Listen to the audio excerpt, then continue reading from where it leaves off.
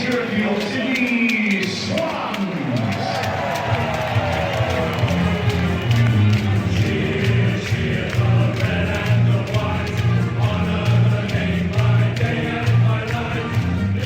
Welcome back to A Bevy of Bloods, a fan podcast of the Sydney Swans Football Club. So to all you loyal Swans out there, you just can't get enough of the red and the white.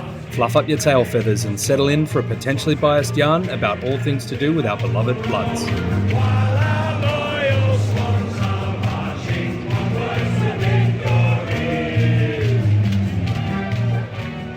G'day there, Signets and Swanlings. Welcome back to A Bevy of Bloods. You're joined as always by the crew from Sydney. I'm Noddy, together with Chris and Jules. That's right, you lucky, insane and happy Swans fans. Tonight we get ourselves all pumped up. The emotions are going to start getting pried open as we start loosening up about the grand final this weekend against Brisbane.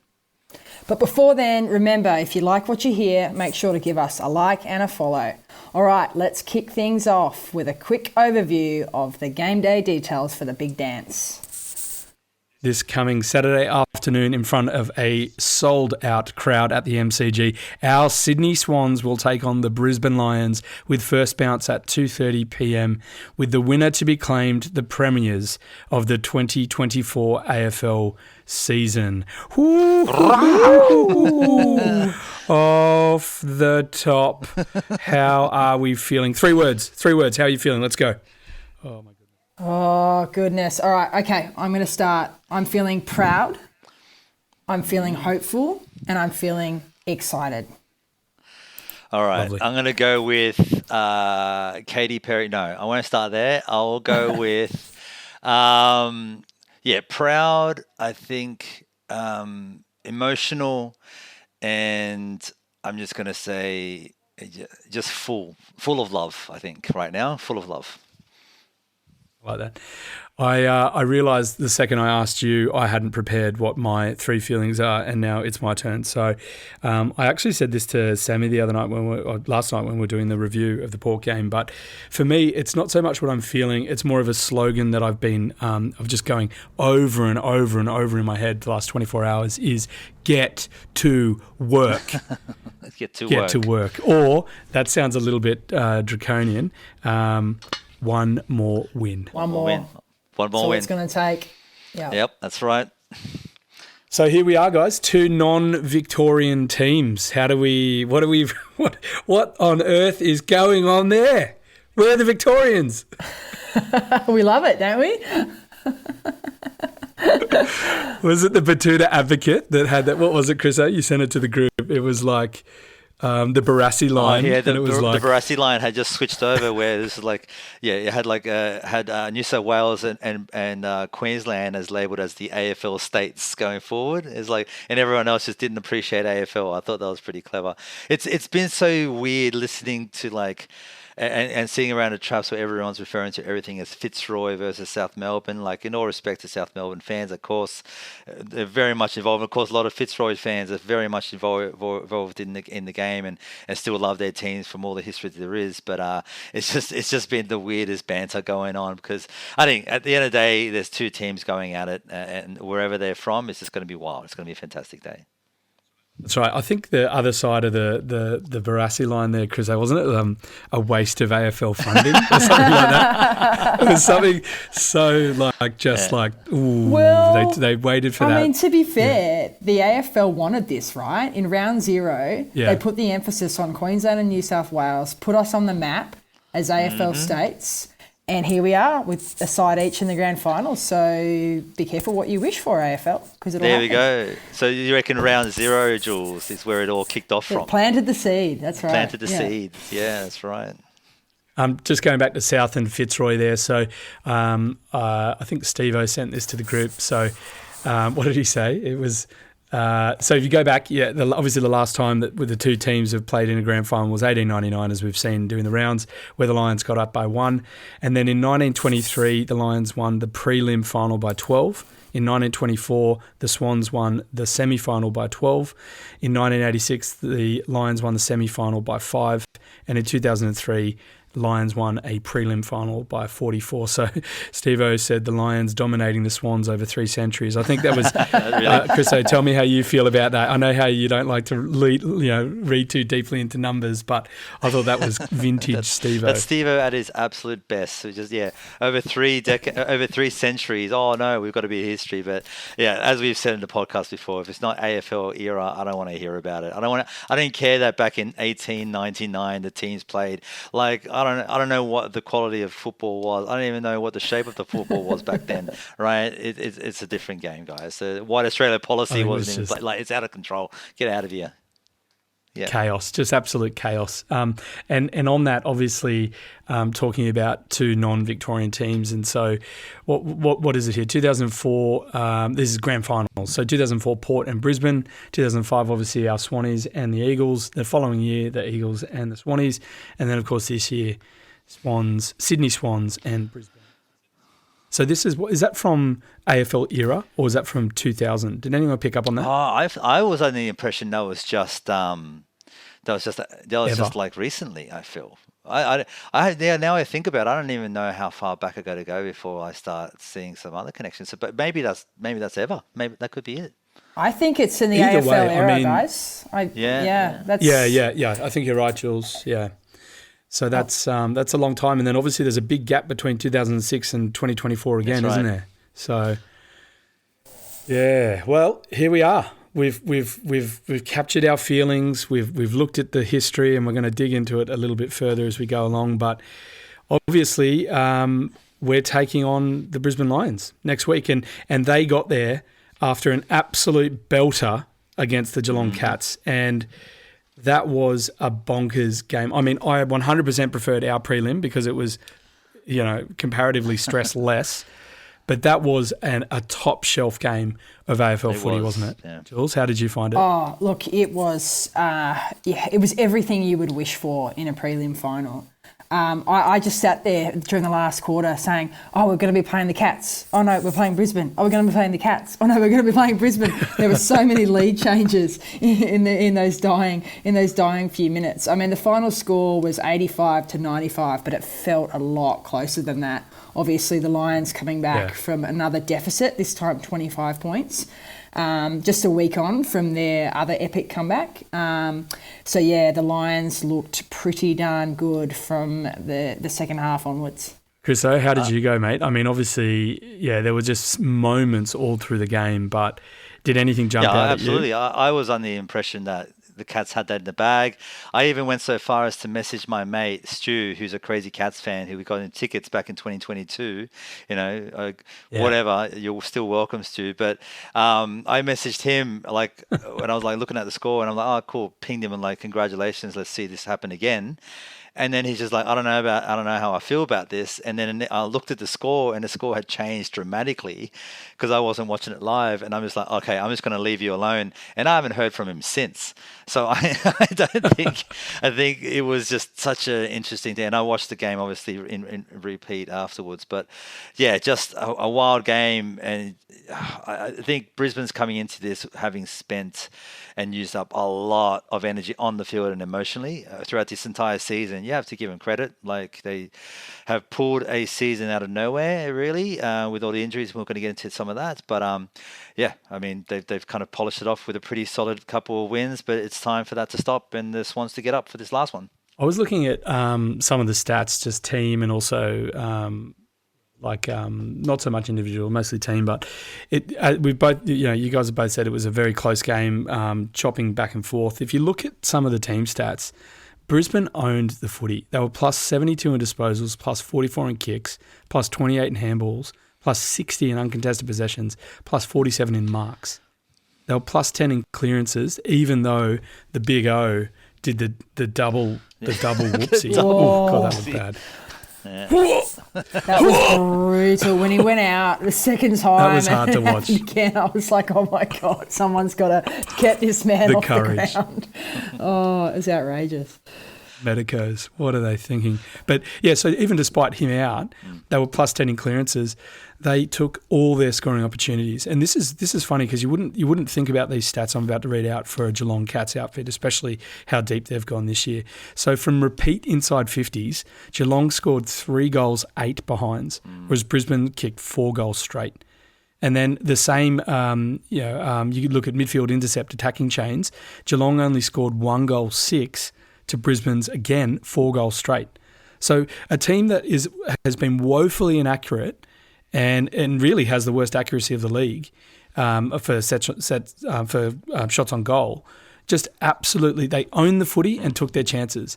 And they had some screaming moments at the same time. It was really just a fantastic game, wasn't it? I was watching it play out. I really didn't know who I wanted to play. Did you going before that game? Who did you guys want to play, Chris? Who did you want to face off against? I genuinely look. We actually spoke about this before we started. Jules and I were having a chat about this, and I know how Jules feels. And I think I would probably have said the Lions.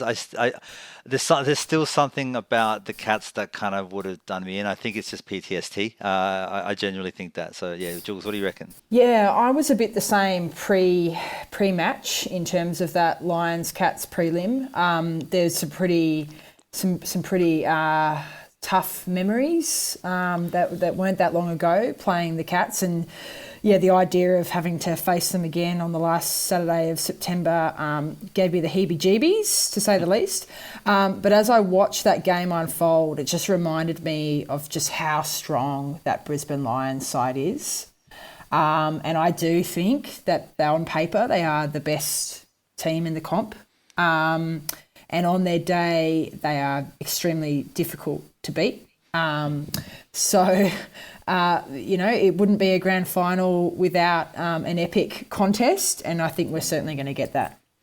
Yeah, definitely. And I mean, talking about the strength of the Lions, they had a lot of players step up on the big stage, and they weren't all their regular stars. They had some of their younger players chip in, but who do we think were their best on ground? I mean, they're obviously they had their best listed up, but just having watched the game, who stood out for you guys, like in terms of getting the job done, but also just wow factor moments? For me personally, I find there's obviously a lot of players over there, but the one that I really think plays just a wild role and it gets his love, probably doesn't get enough just because of the nature of Starcevic. I think being able to shut down the most offensive player is just such a massive change, and then also being able to get loose and damage on the ball as well. So him for me, I thought was just incredible and has almost been getting better week to week for some time, and has definitely not received the amount of love across the competition that he probably should. Yeah, there were a couple for me. Zorko, I think, is particularly dangerous. I mean, he was pretty big against the Cats, 32 disposals. Pretty efficient too with his use, near on 70%, and a lot of marks, 8 marks I think he got overall, and 766 metres gained. Off the chain. Off the chain, indeed. He was setting up a lot of activity for them. And he from my memory of the game, had a pretty good 4-quarter effort as well, which couldn't have been said for all the Lions players. So, yeah, Zorko for me was, pretty damaging. And it's interesting you say with Zorko there too, because not only is he doing that, just the style that he's able to transition the team to is dangerous, because if they're not able to win in one particular way, then you're also when I suggest that I'm talking about contested ball, I'm talking about screaming forward and all that stuff. But then when you need to have the ball uncontested, make some sharp kicks, just get the ball into some dangerous players' hands in some good places, a guy like Zorko can do that.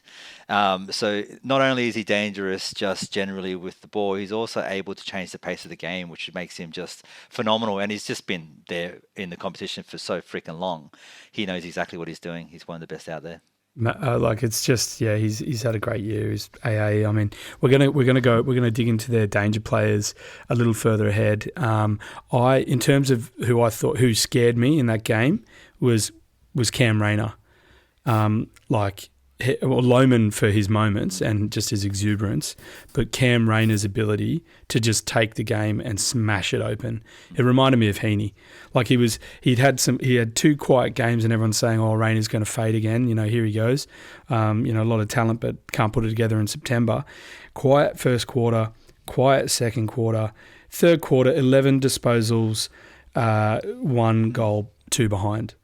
Fourth, pretty quiet again, but got a goal. So just his ability to just explode worries me. So he I think that's someone we've got to look out for. But we can keep talking about it as we roll through the topics. But yeah, we've touched on the Big O in terms of injuries. Obviously, that's real. That's a real sad event for him. Obviously, he's been their key man. I think there was a thing that went round that showed the difference just in pure hitouts between him and the next best or the next most hitouts. It was like 800 to 40 or something. And that was the Danaher of all people. And Darcy Ford, I think, has 40 for the year and 2 losses for his 2 games. So big drop in quality. Yeah. Stark, it's stark. So there it is. I think we've look. The game was a cracker. It was an excellent prelim, and look, if that had been a grand final, it would have been a classic for sure. I think that the Lions threw everything at them. I can't say whether or not that was their grand final because they've kind of been playing that type of footy, apart from the Carlton game where they almost lost it. I guess were they 60 up, 70 up? I love that in the beginning. Yeah. Thereabouts, and then the Blues came back, but then they obviously the Giants were up 44, and then they came back, and then the Cats were up 25, and they came back. So I don't know. Maybe that's just their style of footy at this end of the year. They obviously know what to do to win, and so that's definitely something we've got to be aware of. Yeah, I was going to say, Noddy, that's like when we're talking about fourth quarter heroes. The Swans have been exactly there, and we've made a bit of a whole season of it, and we've also made a meal of it with the first quarters. So we didn't that, but that's championship stuff, right? That's finishing a game all the way to the end, and we've got 2 teams in the grand final that can, and it's just going to be a scary event for one of these fan clubs. It's going to be nuts. Definitely. Right, so going back to Steve-O's comment earlier, Lions dominating Swans across 3 centuries. Okay, we've never beaten them in a final, right? Brisbane I'm talking about, not as opposed to Fitzroy. So I just want to go through. I just sort of want to give a recap of the year, and we'll go into some past encounters and all that sort of juicy sort of historical stuff, and we can intersplice it with some casual conversation so it doesn't get too stiff. But off the top, I'm just going to start with obviously Swannies. We ended in first with 17 wins, 5 against top 8 teams, 12 against bottom 10 teams. We had 6 losses, 3 against top 8, 3 against bottom 10, 126.7%. The best ranked percentage in the league. Brisbane finished 5th with 14 wins, 3 against top 8, 11 against bottom 10, 8 losses, 5 against top 8, 3 against bottom 10, and a draw, and that was against Adelaide. 10. They are 121.9%, which was the 3rd best in the league. If we go back to the last game we played them, that was at the Gabba in round 19. Do you both recall the game? Yes, very much so. So give us some thoughts on the game there. Just a quick reflection on our last encounter with the Lions in Brisbane.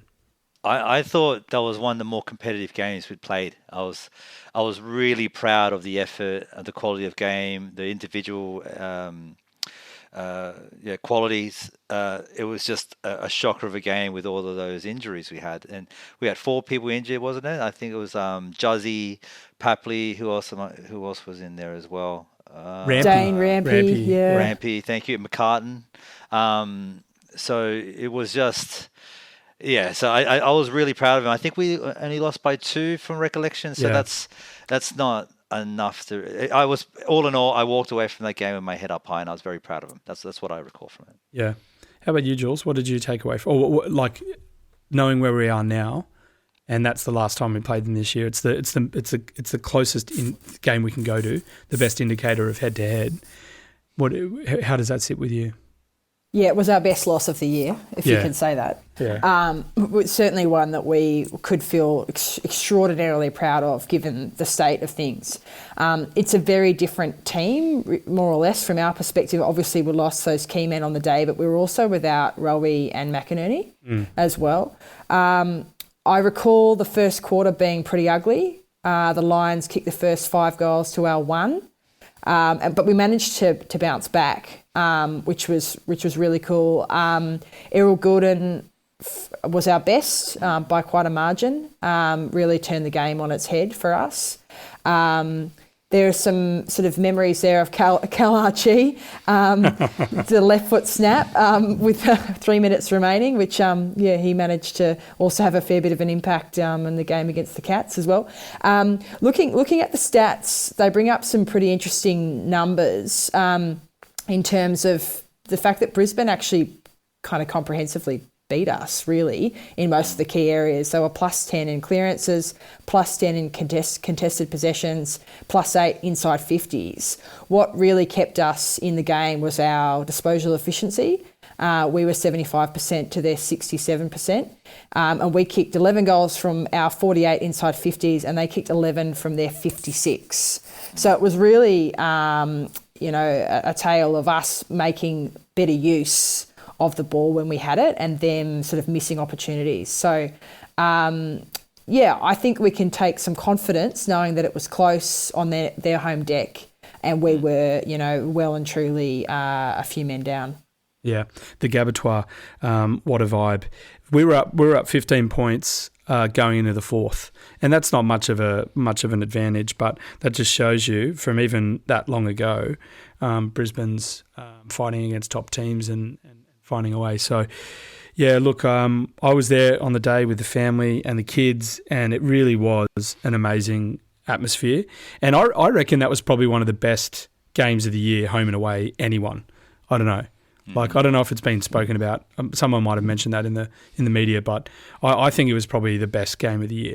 And if you think about it, that was an absolute cracker, and our two teams are in the grand final. So I think there's a nice closed loop there. But in terms of our last 5, and again, look, you can read into this what you will. We are 1 win, 4 losses in our last 5 over the last 5 years. So obviously there's a lot of changes in the squad, in the list for both sides over the last 5 years. But is a form line of 1-1-4? Is that something? Is there is there anything to worry about there, Chriso? What do you reckon? When you think of the Lions, do you think, oh shit, like do we? Because I mean, we spent so much energy talking about Port and the bogey team there. Yeah, I'm not saying that Brisbane is, but if you look at some of these things, I think you can take the stats as far back and start making something out of it. No, I don't. I don't really care that much about it. They have been a good team recently, and there was a period there when we were in finals when we were a much better team, and they were very, very terrible. And then before that, they were very, very good, and we were really, really bad. So I think it's just the nature of the competition that they've been good recently, and they haven't had themselves.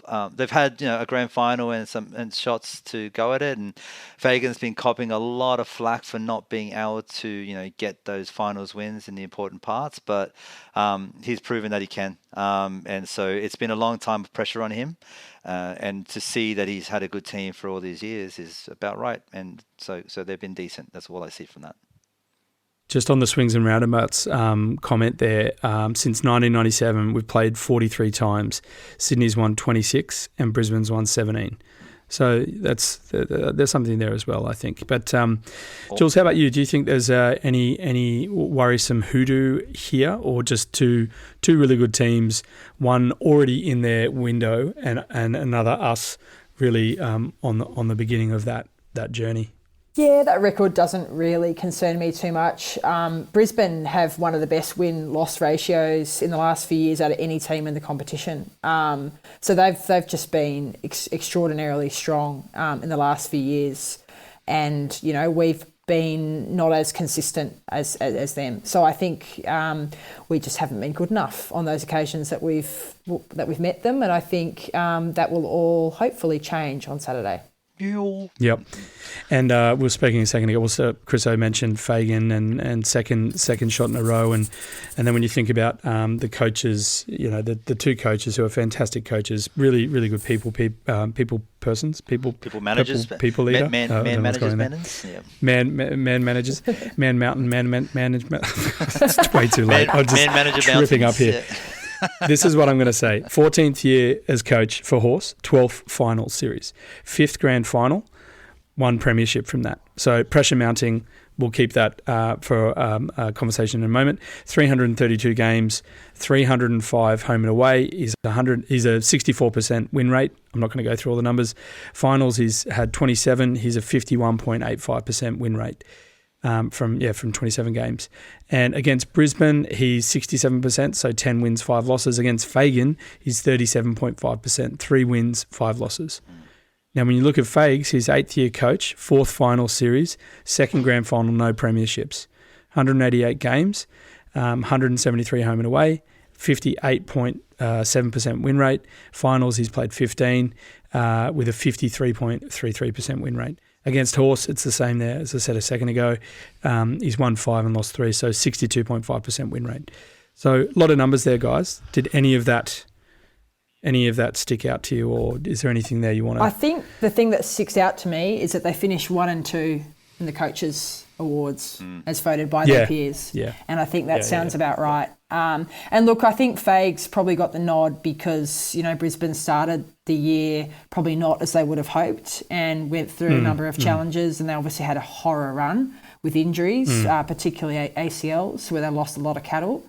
But I think that's probably the reason why he got the nod over Horse. But I think as far as coaches go, I think they're two of the best in the comp. Yeah, 100%. I wouldn't have changed. That was a perfect answer. It's the fact that we're going up to 1-2 in the competition between those two is just incredible. And the way they lead it, and the kind of personnel they have on the ground, and the style of play that we have is very similar in certain aspects. It's going to be bloody well entertaining. Yeah, and I think that's a pretty good segue if we go into game style, team stats, and really the good, bad, and the ugly. So we're going to talk about just in general what Brisbane do well, what they don't do so well, and what's an ugly thing about the club, the play, or just an unfortunate. You mentioned the ACLs a second ago, Jules, and we're going to do the same for Sydney. So, Jules, do you want to have a crack at Brisbane for good, bad, and the ugly? Yeah, happy to have a crack at Brisbane. Look, the big one is. We mentioned it, but Oscar McInerney being out is massive because they're good, is clearances, where they're number 1 in the AFL, and we're 12th in the AFL for clearances. Neil averages 7.7 a game, and our next best is Heaney, who averages 5.9, even though he plays everywhere else on the ground as well. So the stats suggest that Brisbane... if they win the clearances, which they more than often do, goes a long way to them winning the game. So they're very, very strong out of the middle. Now, the spanner in the works is obviously how it's going to go with Grundy versus Fort. But that's an area that I think they're particularly strong. Also, inside 50s. Brisbane averaged the most inside 50s out of any other side this season. They average 56.7 per game, which is just over 3 more than us, which, look, you might say is a small margin, but when you talk about a game of inches and taking your opportunities, inside 50s is a pretty big one, and they're particularly strong in that area as well. Well, yeah, I'll just follow on with the ugly there. 4 ACLs to 4 starters, really. Jadine Coleman, Lincoln McCarthy, Darcy Gardner and Tom Doedee. That was probably 50-50 with him securing a spot, but he's AFL level player, so 4 injuries to 4 top line players is pretty ugly, an ugly situation. I know that the Swans wouldn't want to face something like that, but anyways, Chriso, how about the Swannies, mate? What are we good at? What are we not so good at? And anything ugly that springs to mind? For me, I think we touched on it a bit earlier, just the way we're able to change the style of play when we have to, that that plan B that we've always spoken about. Like we when we play beautiful football, we're incredible at it. Like we are the best at it, and it's really fun to watch. And that's how I think our best play when we're running around, uncontested footy, getting a run on, rebounding. You got guys like Errol, Juzzy, Blakey, of course, bouncing it through and just nailing these kicks, moving the ball up forward in some real pace and some creativity. Like it's hard to stop. And I think Port saw a bit of that, and we all started coming into our own at the Port game, and Port really struggled to get enough pressure down to kind of slow us up. I think where we're also probably a bit bad is the contested footy. So when the ball, if the Lions are able to kind of lock us down and start trying to play a bit of a lockdown role on the football and slowing it up, they're just a bit better. They're quite a bit better inside that ball and getting that contested footy going. So that's where I think we're a bit bad, and where the Lions probably have us there. And where we're particularly ugly, again, just can we do 4 quarters with genuine, like, crushing the ball, getting out there and just being hot from the very beginning. Like we've had too many games starting slow. It's been a thing all season. It's got to stop now. That's really what I think is going to be particularly ugly. We just can't give these guys a lead. This is too important of a game. It's on the big stage. There's a lot of people watching. There's a lot of young kids coming to the MCG for a big day again. If they get off to a hot start, I think the lid on my top is going to come prying off pretty quickly, I feel. I'm taking my shirt off is what I'm saying. What was it, Jules? So yeah, that's right. So for the pre-gamers before the prelim, Jules, I think you said we were 9-0. Yeah. When we win first quarters. Yeah. So we can add 10 after the Port game. Yeah. So. Is first quarter just critically important? And Brisbane are the best first quarter team in the comp as well. Yes. So that's a match. And if we really want to test this battle-hardened versus well-rested prep differential between the two sides, we really need to hit them from the get-go and make them work their butts off in that sun in that first quarter. And show them that they're in for a hell of a 2 and a bit hours. Love it. Yep. Because we know we're good at second and third. We're the best at second and third quarters, and I think. But yeah, it has to be just first bounce, isn't it? Gotta go. Yep. Ooh, okay, all right. Well, I think we're going to roll into just a bit of an open chat about team changes. I think the plan is to optimistically do another episode on the road tomorrow once the team's announced. I don't know how we're going to do that. Chris will figure that out. But in just in case we don't get around to that, if we have some tech issues, but we're going to have a little bit of a chat about predicted lineups and the team. And Jules, do you want to kick us off with Brisbane? Obviously, we've touched on it a few times already. They didn't have any changes going into the prelim, but obviously the big change there. Yeah, I mean the big, it's a the key very talking tall point. big change. It's a very big talking point because he's probably in their top few players that they wouldn't want to have lost. Yep. It's one of those questions of not necessarily your best player, but possibly your most important. And, Chris and I chatted about this earlier, but it's not just the impact that Oscar has in terms of hit-outs and his ruck craft. It's the impact that it has on the mids and how everyone's set up around the ball, knowing he's there or not there. And a slightly more possibly defensive setup that they may have. If Grundy gets a bit of a run on, the impacts can really flow on to the rest of the team. So that being said, when McInerney was subbed out, the Lions went on to win. So whilst they weren't as dominant in the middle, it actually did end up working out on the scoreboard. So we haven't heard what the team changes are going to be officially and whether or not, as we think, Darcy Fort will come in. It's possible that Fagan will throw a spanner in the works and go with an unconventional ruck structure, with a Joe Danaher and a Josh Dunkley and a what have you being thrown around in there. Unlikely, but possible, if they really want to throw a curveball.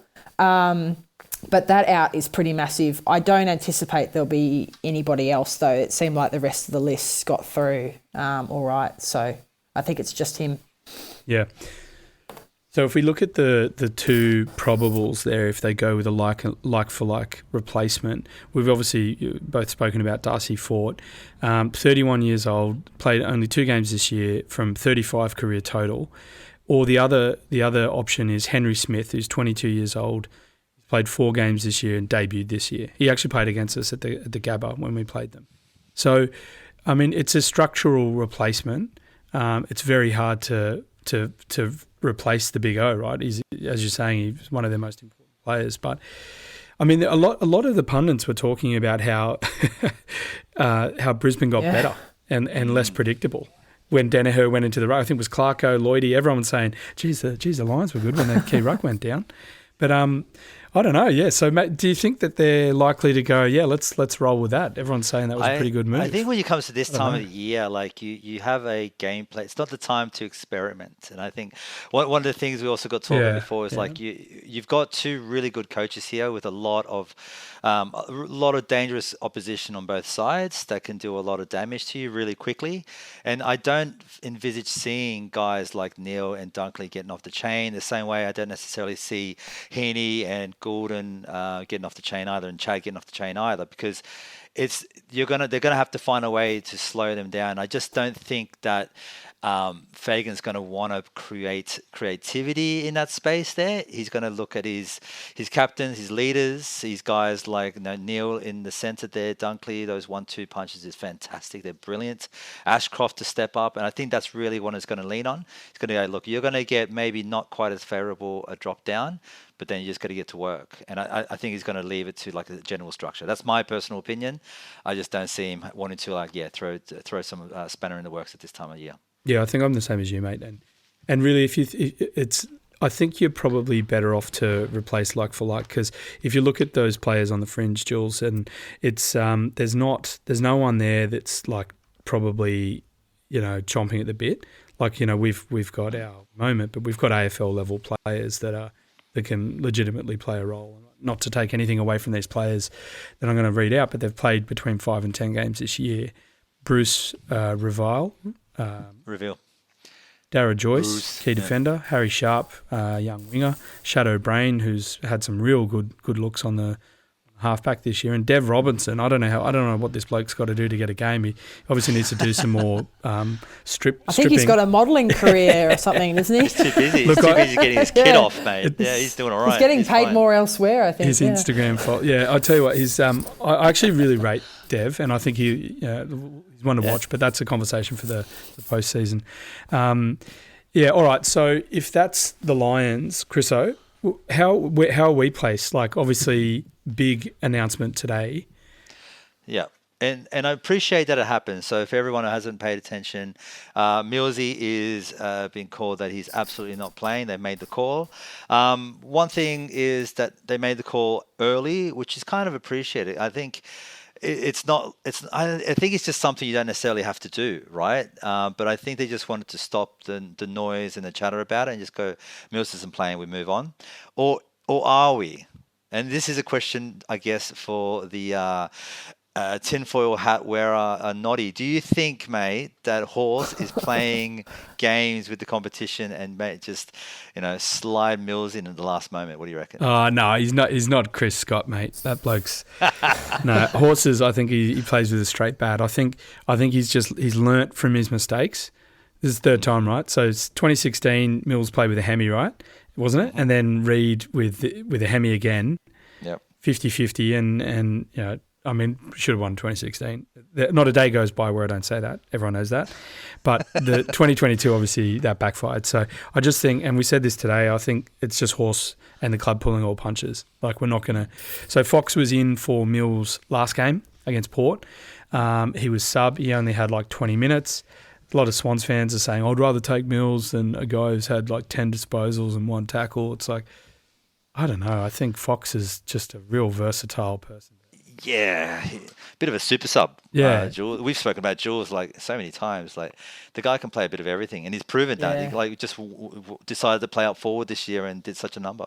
Yeah, he is super versatile. I mean, the only thing, and I'm sure that they're addressing that on the training track, but he has not played a lot of football, Fox. That's the only thing that kind of, I sort of wish was a little bit different. But I'm no doubt they're sorting him out, on the track. But a bloke that's played, 20 minutes of football in a month, is it? Yeah. Is that seriously what we're looking at for this guy? I think it is, right? So he's going to be fresh as a daisy come Saturday. And as you guys have pointed out, he's a perfect sub because he can play just about anywhere on the ground. So you would think that he would hold that sub spot. Yep, Foxy loves the big stage. He was him and Chad. They were best two in 22. So. That's right. I mean, obviously it's crushing for Mills, but it's been one of those years, I think, and wasn't it? I don't know who it was today. It was obviously as sad as it is personally for Mills, and he's our captain, but there's maybe 10 players that you'd hope. What was the way it was said? It was a bit clunky that grammatically. Are possibly more important, I think. That's that you wouldn't want to lose. And that's true. It's obviously been a really disappointing year for Millsy, and he's never been able to get up any real momentum to sort of put himself forward. And look, if he was a key position player, like what happened with Reed a couple of years ago, perhaps it would have gone differently. But there obviously are ready replacements for him. So it was either going to be 100% or nothing, and that's the way that they've gone. And so what? So it was. We understand he got through the 100% training session, but then there was a joint decision made to. So to me, that says that there's a risk of re-injury or something like that, right? Well, did you notice the careful wording that the club put out? It was a joint decision, but it was a joint decision between the medicos and the coaches. Oh, right. Right. So the there title... was a that's not joint at all. Very big difference. That's disjointed. Yeah. I mean, I've been hearing all sorts of rumours and things as often, there's always a slow news week sometimes when you're only talking about two teams. But I think Mills gave himself the okay, and it was taken out of his hands. Is my take on the scenario. Hot take. And in which case, it is devastating, and it is our captain and all those things. From a team perspective, we will be fine. We will move on. But from a personal point of view, I think all of our hearts are breaking for Millsy. Yeah, and there was a very quick moment at the end of the Port game where I saw Hayward give Millsy a hug after the game, and I don't know if it was the sweat, I don't know what was going, but Wilbur looked a little moist. You reckon even back then it was a bit of a situation? I don't know, but that's I don't know. There's some conspiracy stuff going on there because obviously they went through, they did the due diligence today, so. Yeah, look, I don't know. Do we take this opportunity to talk about Taylor Adams? Well, I think the Taylor Adams discussion is linked to Logan, and I think that's the other talking point. Right, okay. So what is happening with Logan's ankle? Is it still in an esky? Where is his foot? I kind of, the impression that I got was he came off, but it was more just there's no point in pushing it too hard. I think if he wanted to, he could play the rest of the game on. That's the impression that I got. Preventative sort of thing. Yeah, and I think he's pretty fit as a kid. All right, no worries. It's the first grand final. Go out there, just get it done. There's going to be a bit of noise around you, but just don't pay attention. Just get on with it. So I reckon he plays on. I think where the question really comes down to is the super sub, where Taylor Adams may or may not play. I still think there's maybe a role for him to play, but we'll see what happens. So, I mean, for him to come in, someone's got to come out. Yep. And so I just don't know who it is. And I love the hunger element. And Jules, you touched on it and quite eloquently said it a couple of episodes ago. But is that one of the moves that Horse could still pull? Is Adams still an outside chance? And if he is, who misses out? Yeah, I mean, I would say that he's very much an outside chance. They're not tinkering with this side if they don't need to. I would say they're going for no changes if possible. I mean, all sorts of things can happen though. Player could get the flu, food poisoning.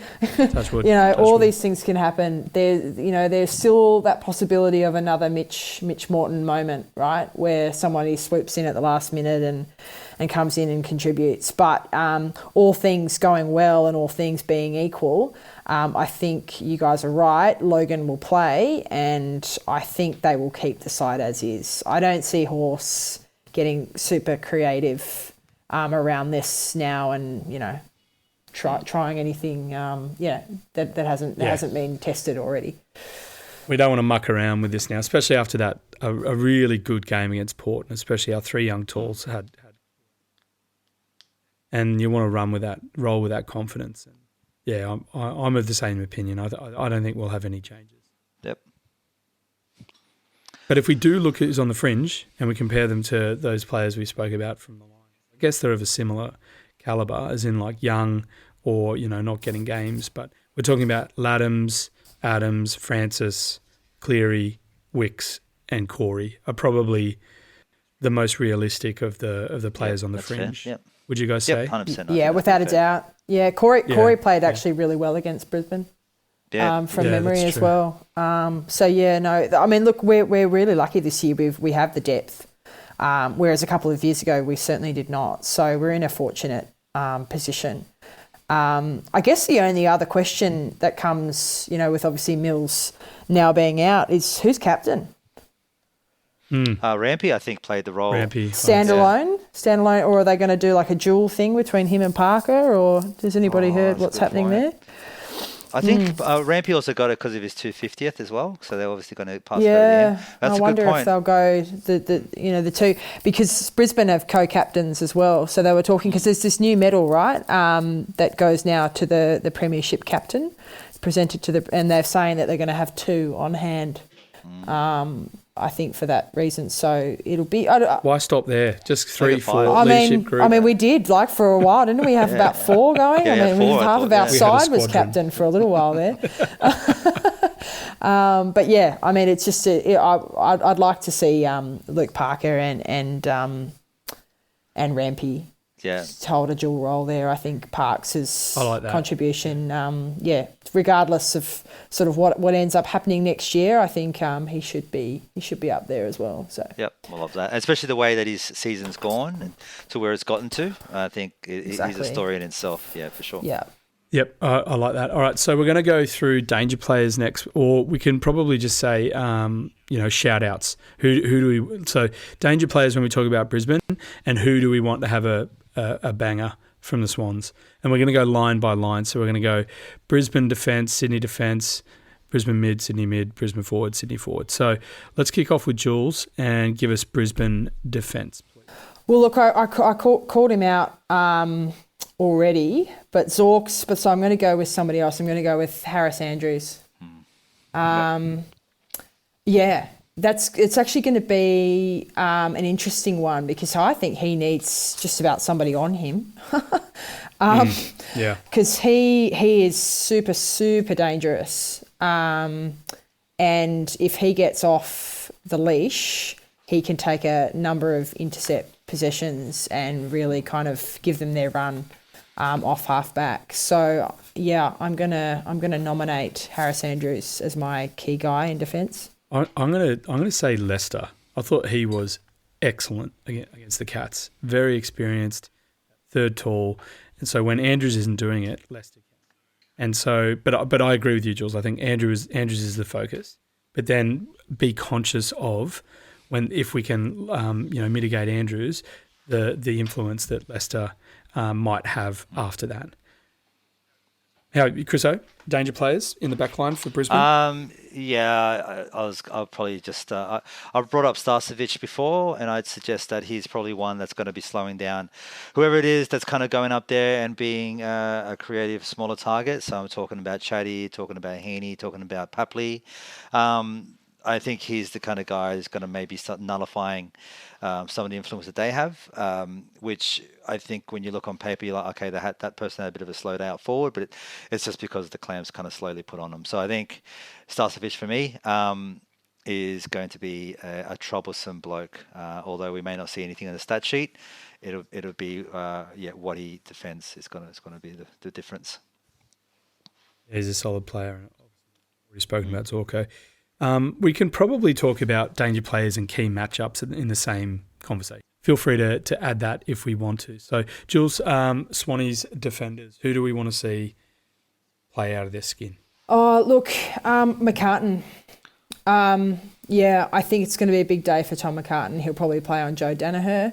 Danaher's had a pretty very strong final series so far, strong year. Tom was excellent the last time we played the Lions. He actually had a game high 6 intercept marks and 7 rebound 50s. So we need a big day from Tom. Cunningham. For me, I think he's done a fantastic job on Charlie Cameron. He has given him a bath every single time they've played against each other. But we know Charlie Cameron is a classy player. We know that he is a competitor. So he knows who's going to be walking up to him as soon as the bounce kicks off. And I think that's what's going to be important. I think Cunningham's role on Cameron to nullify his general influence across the game is going to be quite important, because we're basically calling Charlie Cameron as not involved in the game because the clamps that Cunningham's going to put on him. So he's got to play a role, and a really important role. So Cunningham for me is going to be really important. Yeah, I'm somewhere between Blakey and Rampy, but Lloyd we've got him here. We've got him in the defenders because that's where he started against Port. But we know that he's been playing a lot more mid and running forward and kicking goals. I mean, Rampy and Lloyd have both been kicking goals over the last few games. So I'd love to see that sort of thing continue on, but obviously no pressure. I want to see Tom McCartan and Melican continue to communicate and not bump into each other. That would be great. And just be like, oh, sorry, after you. Oh, here we are. Oh, we grew up 10 minutes apart and we only met in Sydney. Oh. But if that's the conversation they're having as the ball's coming in, I'm going to have a chat to them. Hi, nice to meet you. Oh, hi, nice to meet you again. Oh, who do you know? Oh, I lived on the same street. Oh, ball bounces past them. Fuck. Nice one. My surname starts with M too. Somewhere there, right? Somewhere there. All right. Let's move on to the midfield units. And again, these are done in the last game, the starting positions of the last games, respectively. So obviously there's a few moving pieces with versatility, but Jules, the midfield unit from Brisbane. They've got a strong midfield unit. I mean, look, they're strong all over the park, but I'm going to go with McCluggage. Look, although their clearance machine is Lockie Neal, the guy who actually really does a lot of damage once he gets the ball is McCluggage. He kicks goals. He's pretty quick, and he actually came down. He was subbed out of the game against us at 3/4 time in round 19, but up until that point he was strong. He was very, very strong against the Cats. He had 27 disposals, 6 clearances and a goal. McCluggage for me. Phenomenal. Yep. Look, I think we know how damaging Neil can be, so I don't want to necessarily get into that too much. He's one of the best players and any football ground that you're going to find going around. But for me, probably Dunkley is obviously the 1-2 punch. Is the guy that gets a bit looser if Neil's kind of being clamped down a bit more. Ashcroft. This guy is classy. He's clean. Yeah. He's cleaner with his hands than his hair ever is. Like, he needs a Pantene ad for sure. He's beautiful, beautiful hair. I think he is a bit of a danger player because I think he can just get loose. He can get off because a lot of attention is going to be played onto those veterans of the game. And he's just able to kind of run around a little bit unchecked. And I think he can get off really, really quickly. And as soon as you're going to put some pressure on him, of course, you've got the guys like Dunkley and Neil just absolutely destroying people. So I think he's going to be really important of just what we can do as a team to slow him down. Otherwise, we start losing a bit of impact in that midfield. And Jules McCluggage had 7 tackles against the Cats as well. Oh, and yeah. and that's Does it all. Second on ground after Answorth, who's a bloody good role player as well. Yeah, right, there you go. Can I also just say, this is a flippant comment, but McCluggage's surname is like, if you were new to the English language, you'd be like, what is this? You would have no chance of pronouncing that. No chance at all. Klugagaga. McCluggage. McCluggage.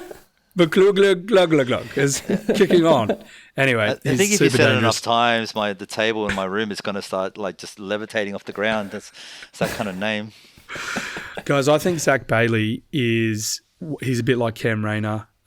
He's their dynamo. He can absolutely rip a quarter open. He got 2 goals, two against the Cats, so obviously a little bit wasteful, but he's someone that I just constantly worry about. I know that he's got a bit of a track record of nailing goals on the siren, bit ice in the veins type stuff, but hope it doesn't come down to that. But yeah, he's one that I'm a bit concerned about. But most of my concern is irrational. So I will just put a caveat there. All right, Swannies midfield. Chriso, kick us off.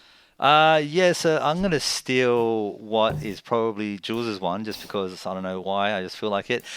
Grundy. I think Grundy has got a huge role to play here, especially given what we know about Omac missing out. It's just an opportunity for Grundy to really stamp an impact onto the game. We know that he's been great. He's kind of slowed up a little bit, been mortal, but still been very, very good. And not only what he's going to be able to do around the clearances, and we know he's a good tackler. He puts loads of pressure on for a big man. He's very, very quick when he hits the ground. For me, it's also his ability to get around the ground and be that outlet, that contested marker. He's not done quite as much of that than I'd like to see. And I think maybe this is the opportunity for him to kind of get some pace on probably a less fit, AFL fit ruckman in his opposition, and trying to make a bit more of an impact in the air as well to be that outlet. Good call. Yep. Jules? Yeah, you did. You stole my man. My smoky for the Norm Smith. Take that.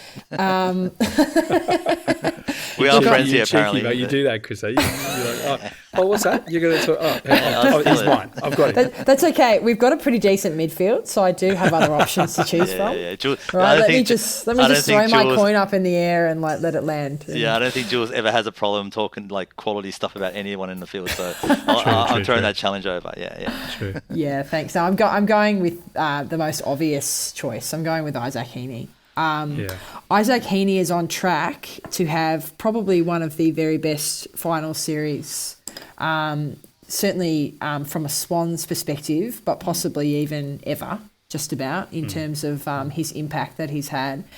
It's just, he has to play well for us to win. There's just no two ways about it. He's our most important player by a mile. He's pretty hard to tag as well. So he just the way that he gets around the ground. I mean, look, the numbers speak for themselves. Obviously, his time up forward, but what he does, in the midfield as well. He had 6 clearances against Port. His tackles, his marks. I mean, you could talk forever. Maybe I should pull out your haiku, Noddy, to sum it up. But it's just got to be Isaac. It just has to be. So yeah, he's mine. Yep, I love it. Obviously, the beautiful midfield there, and Campbell and Juzzy have bounced back so well. From their respective niggles, and then also just regain confidence and fitness. But JJ, I think he gets the job on Zorko, right? Yeah, that's what I imagine. Yeah. Okay. Because JJ has just been such a good player, such a great find for us this year. Just so consistent, such a hard runner, and we all know he's done jobs on the opposition's best. Ball user out of the back half. Mm-hmm. So, I think JJ Zorko, a very important matchup if that's how it falls. And then obviously the Chad, we just want to see him do Chad-like things, just chatting it up. Just chatting it up. Yoink, bounce, kick from I'll tell you 60, what, if he that can kind have half a good a game as what he had against the Cats in that losing grand final, then he's doing well. Yep. Because Bloody he oath. is a man built for the big stage. He bloody loves it. And, I'm with you on that one. Let's hope he just lights it up. Yep, love it. All right, Chris, so Brisbane's forward line. Brisbane's forward line is a bloody good quality forward line. Like we said before, like their entire team is just good, and the forward line is well up there as well. The toe damage, the toe damage by Danaher and Hipwood, I think is pretty impressive. So yeah, let's just go off with Danaher. When his confidence is up, when he's doing wild things that only Danaher can do, he's just so entertaining. Like, taking the game on his own back there in the last quarter against GWS. Those two just absolutely blistering goals that he managed to put through and secure that win. Ice cold veins, that guy. So him on the big stage, coming back to Melbourne for a big game with a lot to prove, with a big name underneath him. I think he's going to be wanting to go out there chomping at the bit. So he's gonna take some reining in. Yep, good call. Jules? Yeah, I'm going to go smaller.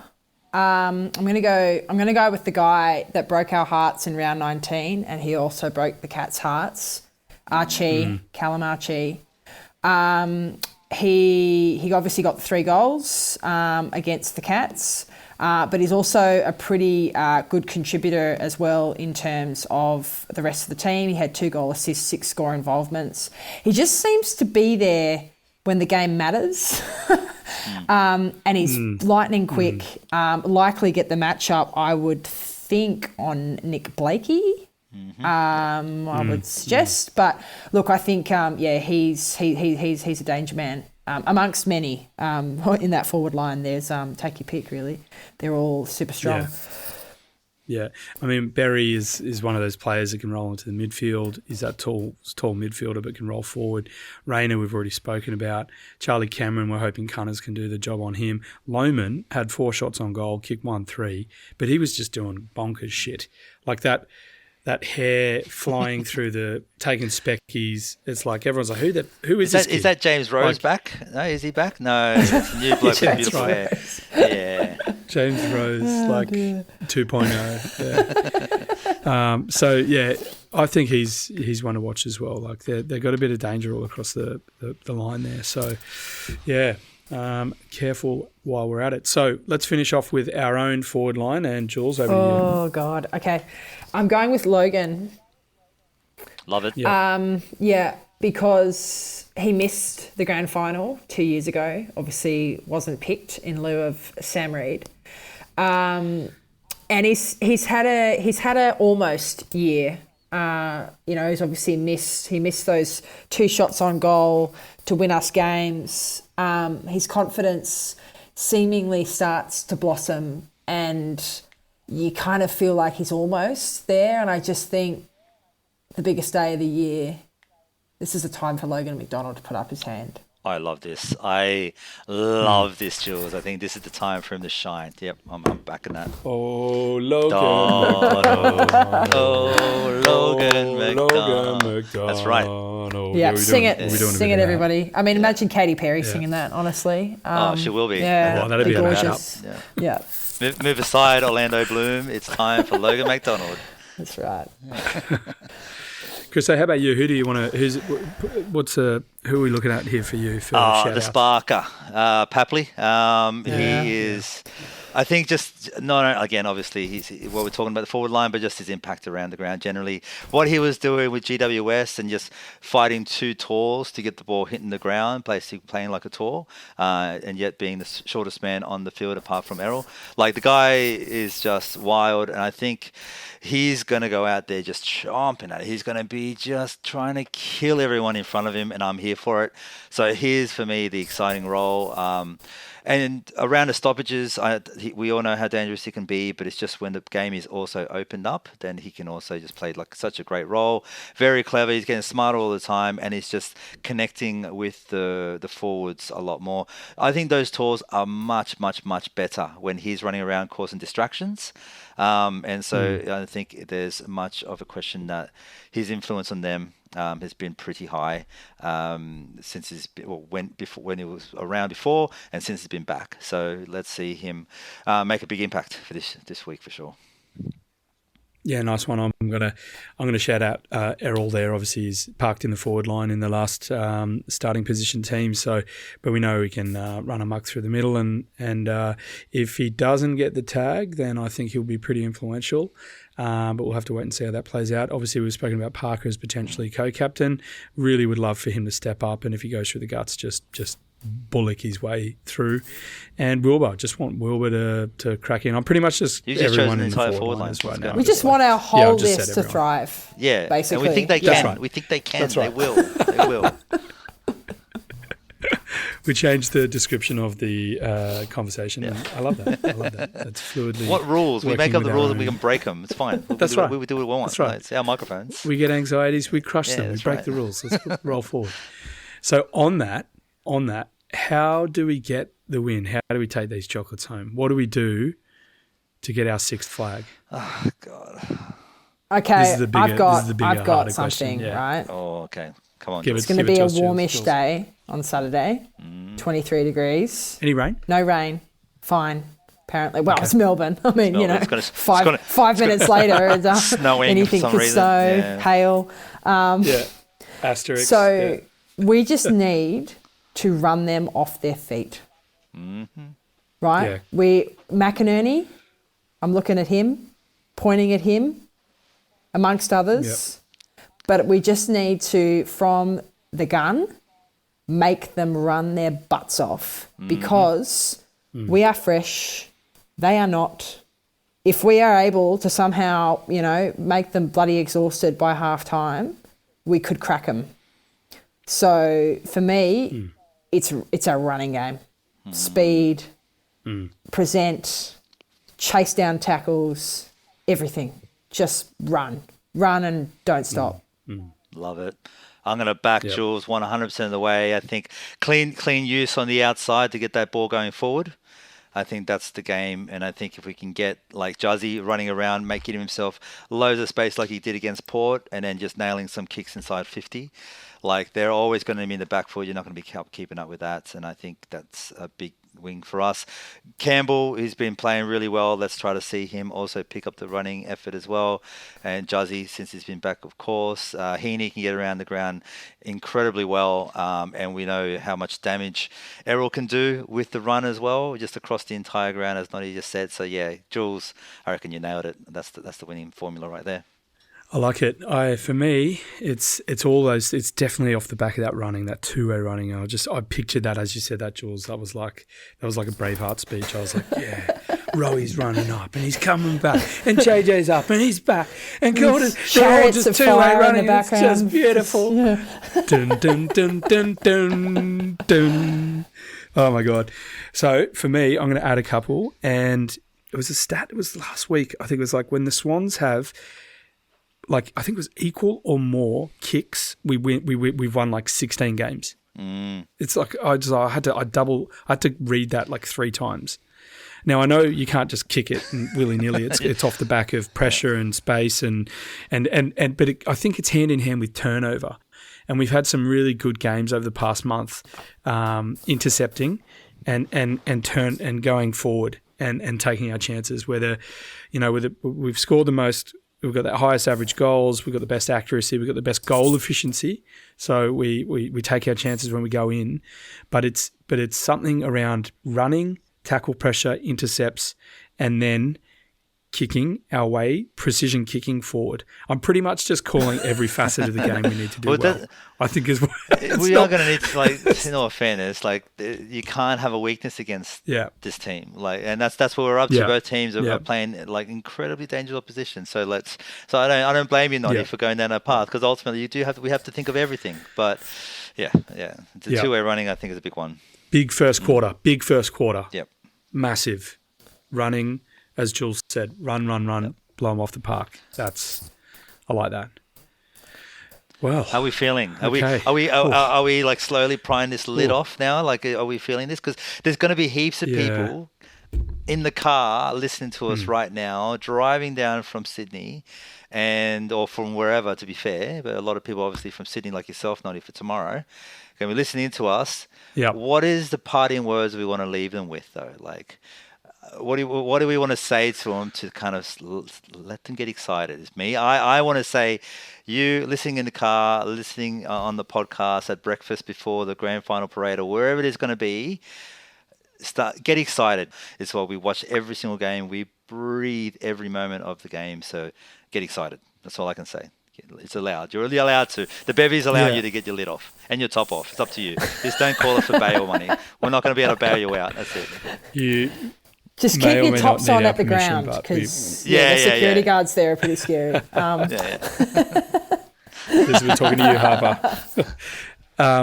I said to this before we started recording. I don't normally do this, and I certainly don't do it I didn't do it in 22, but I went to Spotify, and I had a little dabble. With Katy Perry. That sounds really you said it the wrong perverse. way. What I mean to say is, I just listened to her music. So I was like, what does she sing? I have no idea. She's one of these names that you're like, oh yeah, global superstar, huge. And then you're like, what are her songs? Yeah, but Firework, that is going to be an anthem. I reckon that's the big one. And I was feeling excited and nervous on the way home as I was listening to Katy Perry, and just thinking, like, what are the players going through right now? Like, it's the middle of the week. They're probably already down there. I think they are. I think they might have had a captain's run or something today, because I think there's final rehearsals on Thursday on the ground.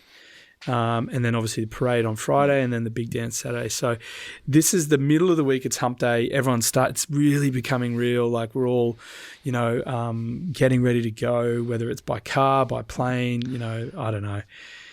Yeah, I don't know. So what's get behind the Katy Perry is what we're saying. Yeah, I think. Yeah, get her listens up this week.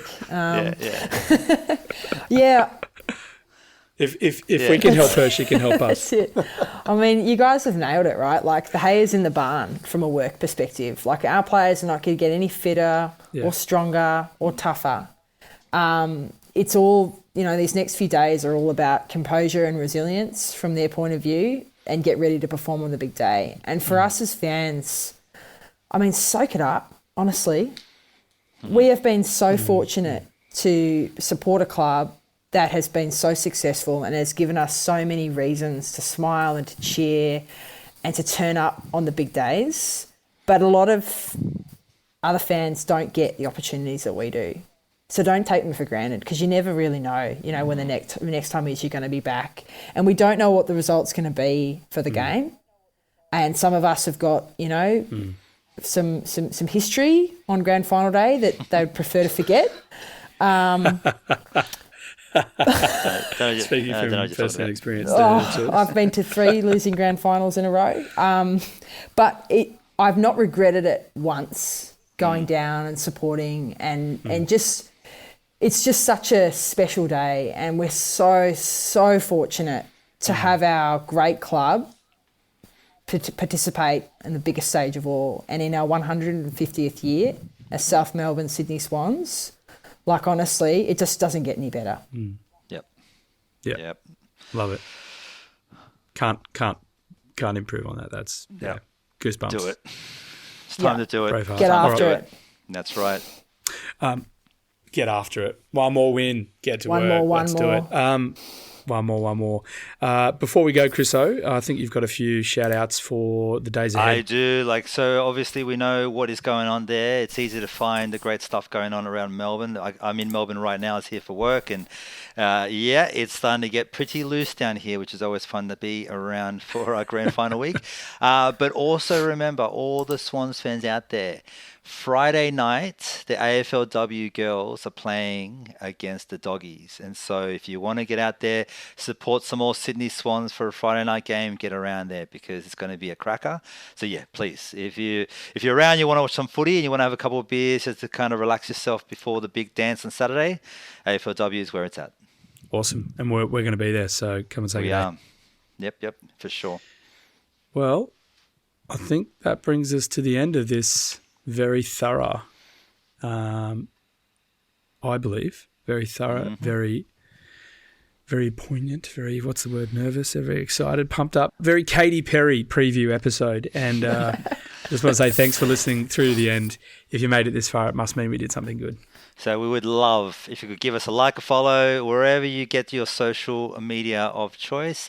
Otherwise, make sure to keep an eye out for content throughout the week. We're going to be doing some fun things, including interviews with some of the opposition. As Noddy said, there are some team selection stuff, but it's all going to be very fun over the next few days. We look forward to you joining us next time.